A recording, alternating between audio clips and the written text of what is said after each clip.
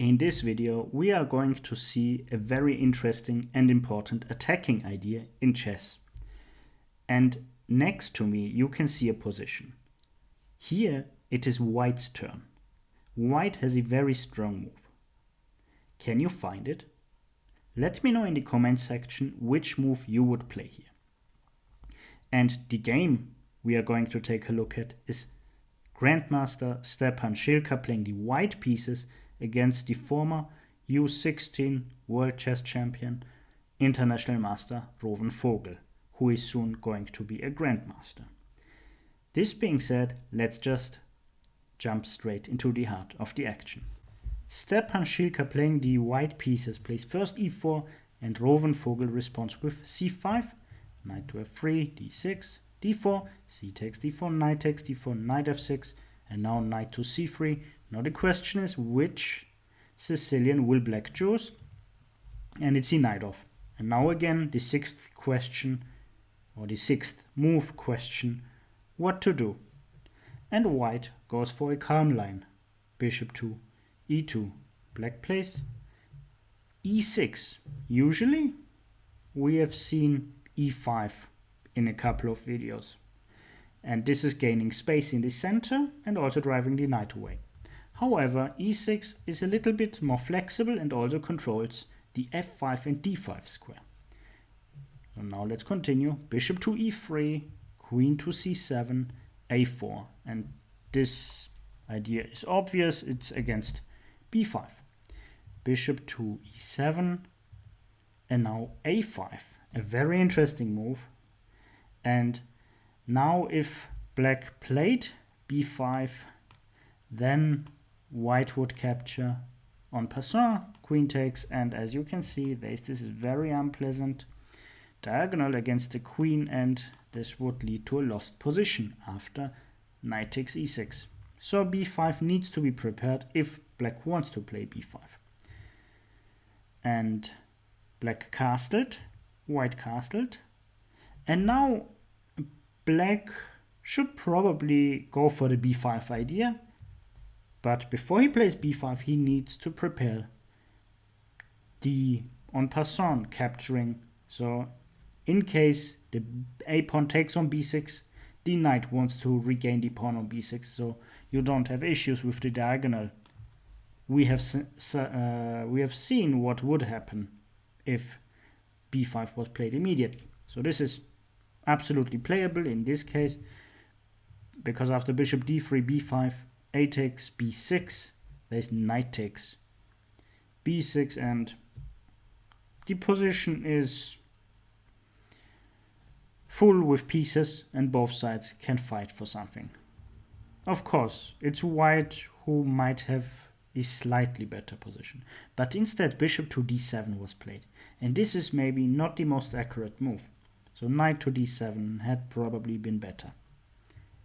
f4, the very standard move to play against this structure, and now black tries to strike with e5. However, here it's not very effective because white just takes once on e5, and after d takes e5, the knight goes to b3, a very natural square for the knight. Bishop to e6, now the bishop moves a second time, and here comes the very strong knight to d5, from where the knight will control important squares. And of course, black doesn't want white to win tempo with moves like queen to d8. This wouldn't work either because of bishop to b6. Now the queen is attacked, it has to move again. Very unpleasant position. So this doesn't work. Therefore, there's really only one option, and this is bishop takes d5, and then follows e takes d5. Now you can see that white has a passed pawn in the center, and it's already on the 5th rank.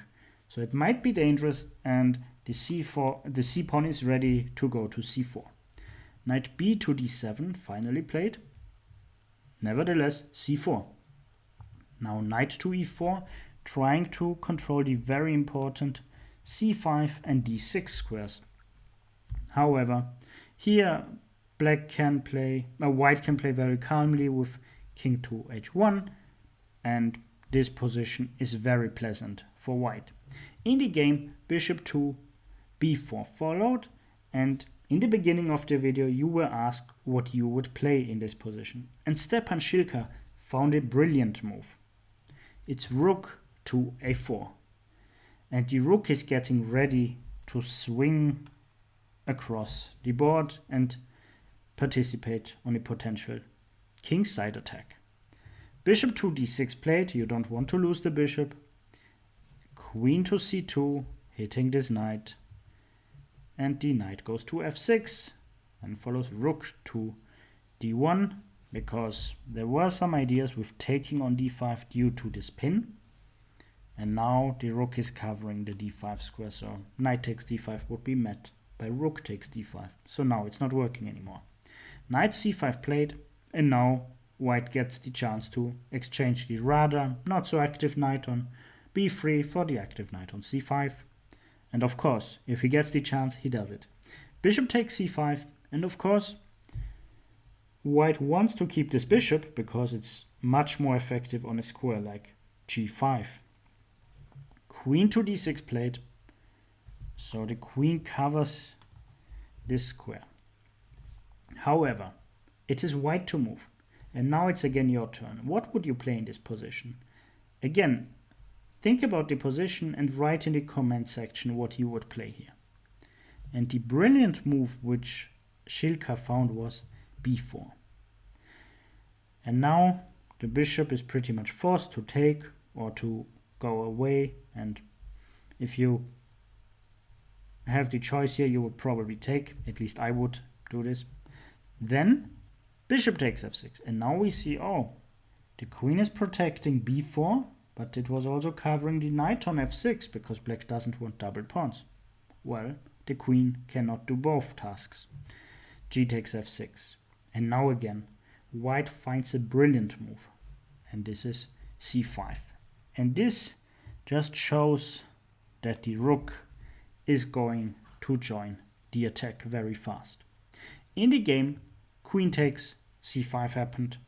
If bishop takes c5, then the rook just swings over, and now defending the position is almost impossible because a move like f5 would be required, so at least the queen gets access to some of the squares, and then follows queen takes f5, and the position is very bad. It's almost mate.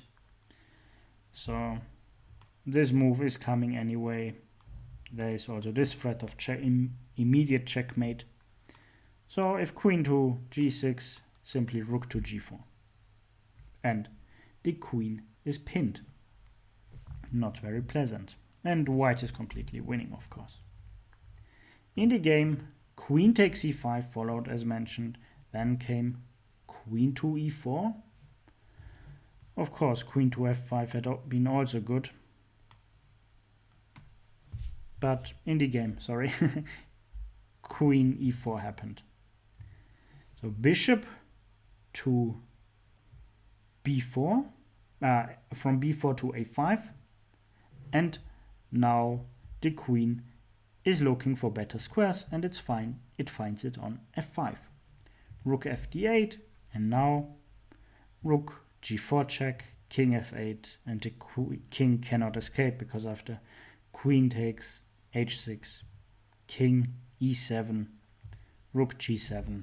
This pawn is very weak, so queen f2 was played in order to attack this bishop, but it's already too late because after d6 check, the position is completely lost. If the rook takes, then rook takes f7, and it's checkmate in 1 with rook e7, and the queen is controlling all the important squares. Also the rooks are doing great jobs here. Therefore, after d6, the black player Zilka-Vogel decided to resign. A very beautiful game and a very instructive idea. So let's just go back and review this. So before playing queen to f5. First, white plays queen to e4, hitting this bishop twice. So the bishop has to move. After the bishop captured on a5, white played queen to f5, and now the rook is ready to swing, and it doesn't look too good. And of course, this bishop cannot return due to queen g4 check, and the bishop is lost, and also the king is super weak. So here, black just lost the bishop for nothing. Now, okay, it's a few pawns, but white is going to checkmate black anyway, so it doesn't really matter. So a very instructive game, especially with the rook maneuver along the 4th rank with rook g4 check. And had you seen this idea, let me know in the comment section. I'm very curious, because actually in one of my games it appeared and I had a very hard time to decide to play it because I wasn't very familiar with this idea. As always, I hope you enjoyed the game and the video. If you did so, feel free to like and leave a subscription. If you are interested in the Najdorf, then maybe this video might be the right one for you. See you.